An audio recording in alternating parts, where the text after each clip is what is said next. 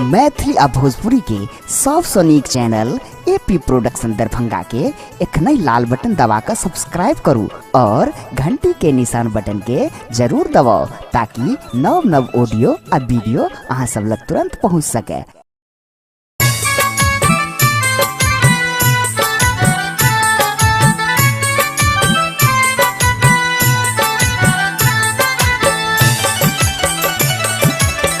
एखन अपने सब सुन रहल छी एपी प्रोडक्शन के प्रस्तुति।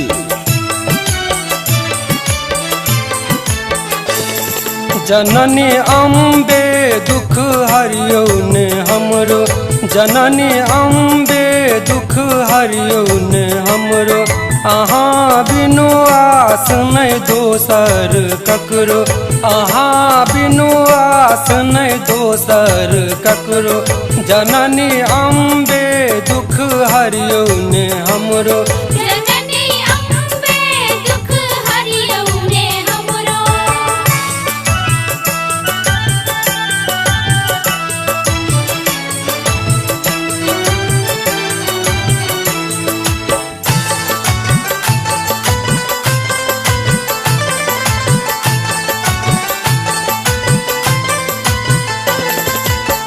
सब हक सुधी यहाँ ले लो है मैया, हमरा बेरी कता गेलो है मैया।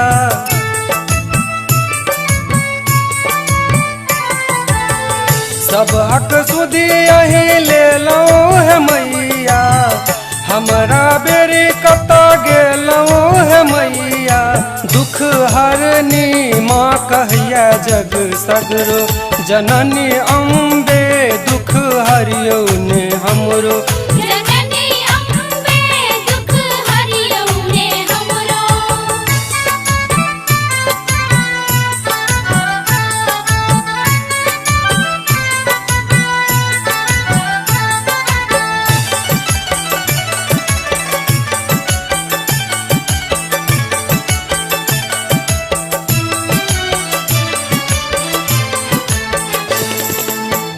ज्ञानक देवी यही छी भवानी, ममताक सागर जगत कल्याणी।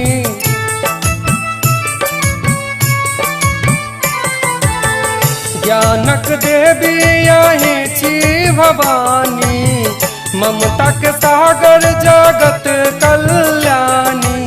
केलौं उधार केलक सुमरन जे तकरो, जननी अम्बे दुख हरियो ने हमरो।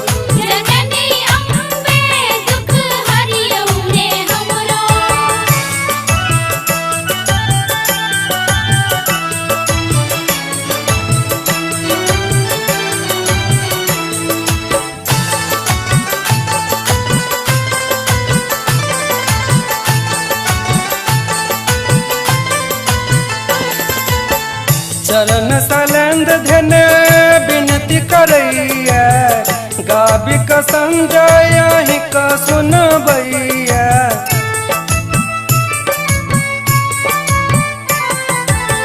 चरण सलेंद धने विनती करैया, गाबिक संजय यहीं का सुनबैया। फेरू नजर एक बेर मैया एमरो, जननी अम्बे दुख हरियो ने हमरो, जननी अम्बे दुख हरियो ने हमरो। अहाँ बिनु आस नहीं दोसर ककरो, अहाँ बिनु आस नहीं दोसर ककरो, जननी अम्बे दुख हरियो ने हमरो।